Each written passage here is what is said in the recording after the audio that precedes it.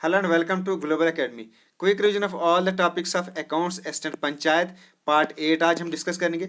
इससे पहले हम 7 पार्ट्स ऑलरेडी हम अपने चैनल में अपलोड कर चुके हैं। अगर आपको सर्च करना है तो आप प्लेलिस्ट में जाइए, वहाँ आपको एक अकाउंट्स असिस्टेंट पंचायत से रिलेटेड फोल्डर मिलेगा।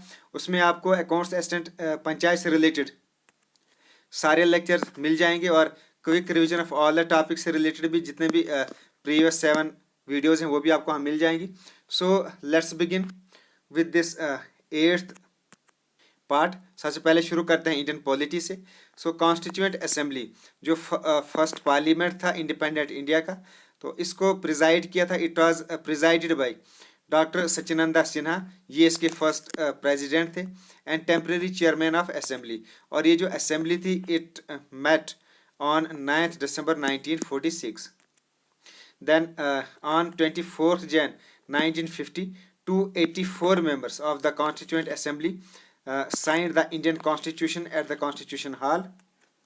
जब इंडियन कॉन्स्टिट्यूशन कंप्लीट हुआ सो उस वक्त 24th Jan 1950 को 84 मेंबर्स ने उस ड्राफ्ट साइन किया और ये साइन किए गए थे एट द कॉन्स्टिट्यूएंट हॉल, जिसको आज सेंट्रल हॉल ऑफ पार्लियामेंट भी कहा जाता है इन न्यू दिल्ली।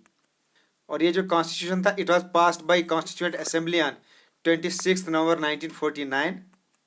सो पास हुआ था 26 नवंबर 1949, साइन हुए थे 24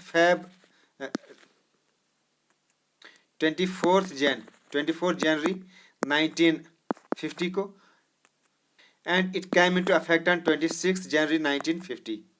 और 26 जनवरी 1950 ये डेट चूज़ करने के पीछे भी एक बहुत बड़ा रीज़न है। ये डेट इसलिए चूज़ की गई थी because the date 26 Jan was chosen to commemorate the declaration of Purna Swaraj of 1930। यानी 26 जनवरी 1930 को इस डेट को डिक्लेयर किया गया था एज अ पूर्ण स्वराज, कंप्लीट इंडिपेंडेंस डे इस दिन बनाया गया था। सो इसी डे को कमेमोरेट करने के लिए दिस डे वाज चोजन। और अब आप लोग जानते हैं हर साल अब इसी डे को as a republic day celebrate किया जाता है in India. Now fundamental rights में जो आर्टिकल 32 है जिसमें रिट्स वगैरह इशू की जाती हैं, और रिट्स से रिलेटेड 2 रिट्स के बारे में हम ऑलरेडी पढ़ चुके हैं, habeas corpus and mandamus. Now third writ है सर्शियरी, जिसका लिटरेरी मीनिंग है टू बी सर्टिफाइड। इनके आपने लिटरेरी मीनिंग याद रखने हैं, पूछे जाते हैं एग्जाम में। और ये रिट ये है क्या, जब भी कोई इंफीरियर कोर्ट, ट्रिब्यूनल या क्वाजी जुडिशियल अथॉरिटी कोई ऑर्डर पास करती है तो उसको क्वेश किया जाता है बाय हाई कोर्ट या supreme court through this writ सर्शियरी। Next writ है प्रोहिबिशन। ये writ of prohibition it means forbid और टू स्टॉप, और इसको पॉपुलरली स्टे ऑर्डर भी कहा जाता है, ये भी आपको याद रखना है। और ये इशू की जाती है जब कोई लोअर कोर्ट और a body tries to transgress the limits or powers vested in it. Now last type of writ तो ये है क्यू वारंटो। इसका लिटरेरी मीनिंग है by what warrants और what is your authority, ये है इसका मीनिंग। और ये रिट इशू की जाती है in view to restrain a person from holding a public office और for which he is not entitled। so उस वक्त ये क्यू वारंटो रिट इशू की जाती है। ना कुछ important facts related to human body. You have 2 kidneys, आपको पता है, but only one is necessary to live. अगर आपके पास एक किडनी भी होगी तो यू कैन इजीली सर्वाइव।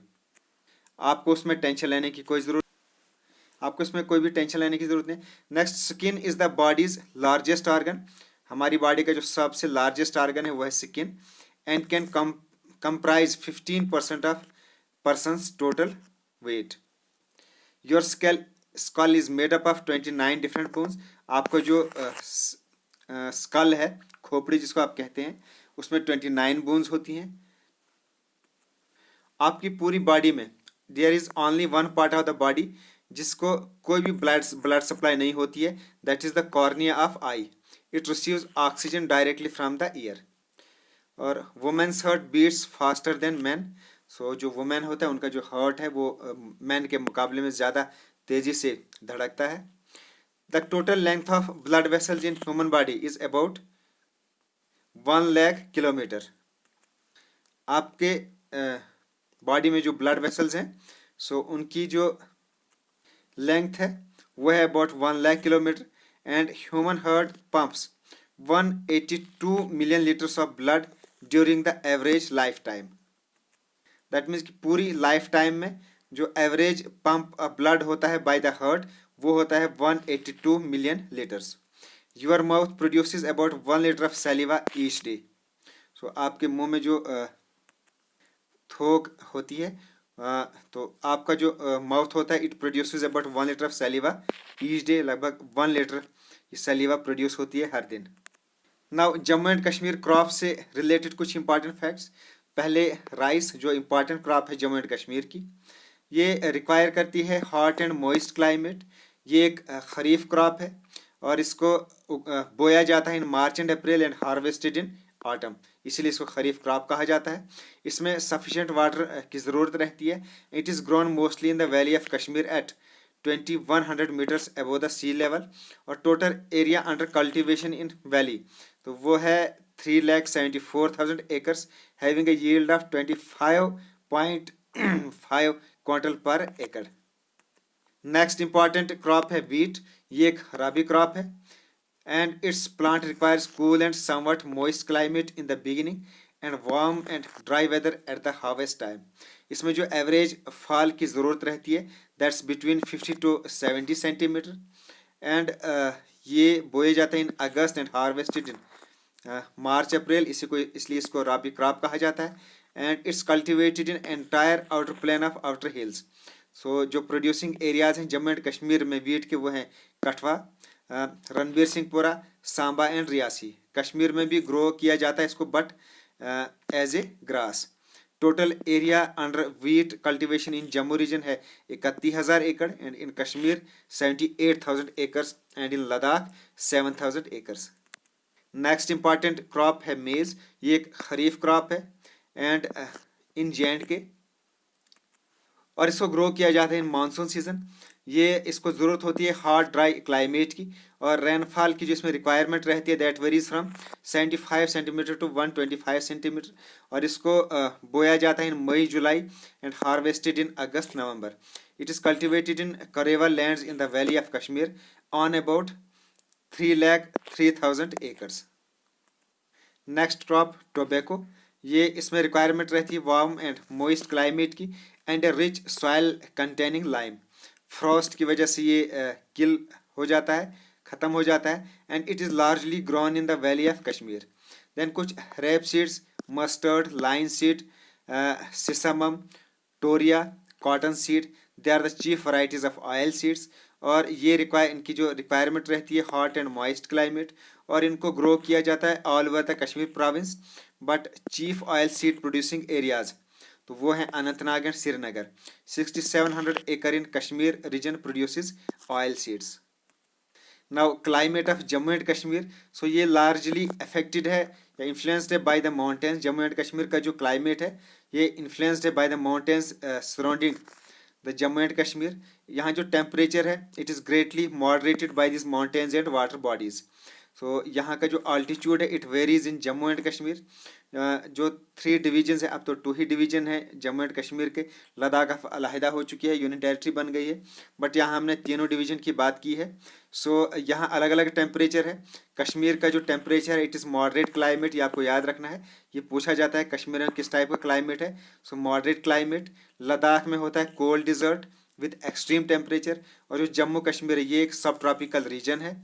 ये भी आपको याद रखना है, जम्मू इट इज़ अ सब tropical region with abundant sunshine and hot temperature. Now demography and census से रिलेटेड कुछ इंपॉर्टेंट फैक्ट्स। सेक्स रेशियो देखते हैं क्या होता है, ये टर्म आपको पता होनी चाहिए। Sex ratio means number of females पर 1000 मेल्स। दैट मीन्स कि किसी भी प्लेस पे 1000 मेल्स के मुकाबले में फीमेल कितनी है, वो हो गया sex ratio. And as per 2011 census, आपका जो लेटेस्ट सेंसस हुई है वो 2011 की ही सेंसस है। सो आपको 2011 सेंसस से रिलेटेड ही क्वेश्चन पूछे जाएंगे एग्जाम में। सो इस सेंसस के अकॉर्डिंग इंडिया का जो सेक्स रेशियो है वो है 943 फीमेल्स पर 1000 मेल्स। और यहाँ जो हाईएस्ट सेक्स रेशियो है ये है केरला में। आगे हम देखेंगे नेक्स्ट पेज पे कि यहाँ की का सेक्स रेशियो क्या है। देन इन्फेंट मॉर्टेलिटी रेट, तो ये क्या होता है, number of deaths per 1000 live births of children under the age of 1 year. That means कि अगर 1000 बच्चे पैदा हो रहे हैं तो उनके मुकाबले में कितनी डेथ्स हो रही हैं, तो उसको बोलते हैं इन्फेंट मॉर्टेलिटी रेट। और इंडिया का जो इन्फेंट मॉर्टेलिटी रेट है, सो एज इन 2019, इसमें हम लेटेस्ट सर्वे लेके आए हैं, तो ये है 28.3 deaths, 28.3 deaths per 1000 live births below the age of 1 year, ये आपको याद रखना है। Then child sex ratio, so जैसे हमने यहाँ ऊपर डिस्कस किया सेक्स रेशो कि पर 1000 मेल के मुकाबले में कितनी फीमेल्स हैं, सो चाइल्ड सेक्स रेशो भी सेम ही रेशो होती है। इसमें बताया जाता है कि 1000 फीमेल मेल चाइल्ड के मुकाबले में फीमेल चाइल्ड कितनी है। So as per the census 2011 India का जो सेक्स रेशो था ये था 919 विच वाज 297 इन 2001 सेंसस। 2001 में 927 थे in comparison to 1000 male, but 2011 में ये गिरकर अब सिर्फ 919 हो गया है, यानी 1000 जो मेल चिल्ड्रन हैं उनके मुकाबले 919 फीमेल्स हैं। और इसमें जो अरुणाचल प्रदेश है यहाँ हाईएस्ट चाइल्ड सेक्स रेशियो है 972 है यहाँ among the all states in India. और केरला में जो चाइल्ड सेक्स रेशियो है इट्स ओनली 964। देन एक और important term maternal mortality rate, तो ये क्या होता है कि फीमेल जो डेथ्स होती हैं, दैट मीन्स कि 1 लाख जो लाइव बर्थ होती हैं फीमेल्स की, यानी 1 लाख गर्ल्स जब पैदा होती हैं तो उनके मुकाबले में कितनी फीमेल्स मर जाती हैं। बट जो डेथ्स होती हैं ये रिलेटेड है cause related to aggravated by pregnancy और इट्स मैनेजमेंट, प्रेगनेंसी और इट्स मैनेजमेंट की वजह से 1000 लाइव बर्थ के मुकाबले में कितनी फीमेल्स की डेथ होती है। सो इसमें इंडिया का जो रेट है वह है 167 फीमेल्स की डेथ होती है per 1 lakh live births. Now sex ratio की मैं आपको बोल रहा था, इसमें केरला टॉप कर रहा है। सो नंबर 1 पे Kerala, then Tamil Nadu, Andhra Pradesh, Chhattisgarh. So sex ratio in Kerala तो ये था 1084, सो ये है top state. Then Tamil Nadu number 2 पे 995, आंध्र प्रदेश नंबर 3 992 एंड छत्तीसगढ़ है नंबर 4 पे 991। सो ये रेशियो आपको याद रखनी है। Now some important terms related to book keeping and accounting. Real account क्या होता है, ये वो अकाउंट होते हैं that are related to assets and properties, और इनको क्लासिफाई किया जाता है into tangible real accounts and intangible real account.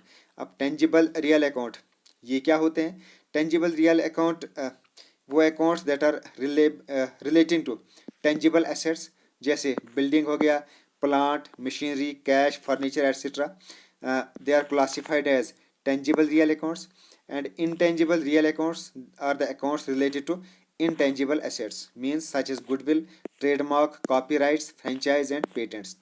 Then next हो गया nominal account, तो ये क्या होता है, accounts related to income, expenses, losses and gains, they are classified as nominal accounts.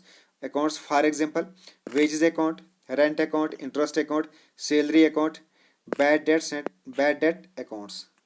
Now computer से रिलेटेड इंपॉर्टेंट फैक्ट्स, तो email के बारे में देख लेते हैं। ईमेल क्या होता है, ये एक यूनिक एड्रेस होता है, जैसे आपका व्हाट्सएप नंबर होता है, मोबाइल नंबर होता है, उसी तरीके से आपका एक यूनिक ईमेल एड्रेस भी होता है। ये किसी भी यूज़र को दिया जाता है जो उसको हेल्प करता है to identify the user while sending and receiving messages और मेल्स।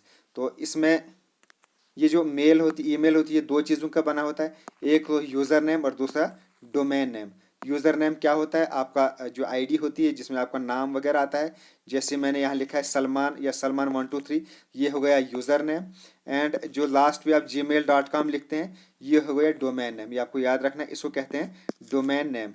और बीच में ये जो सिंबल होता है ये एक सिंबल होता है, it has to concatenate user name and domain name. कुछ शॉर्टकट कीज देख लेते हैं। शिफ्ट प्लस एंटर ये इंसर्ट करती है एक line break. Then shift plus control plus enter insert a page break. Then shift control plus shift plus enter, जब इन 3 कीज को आप प्रेस करेंगे so it inserts a column break.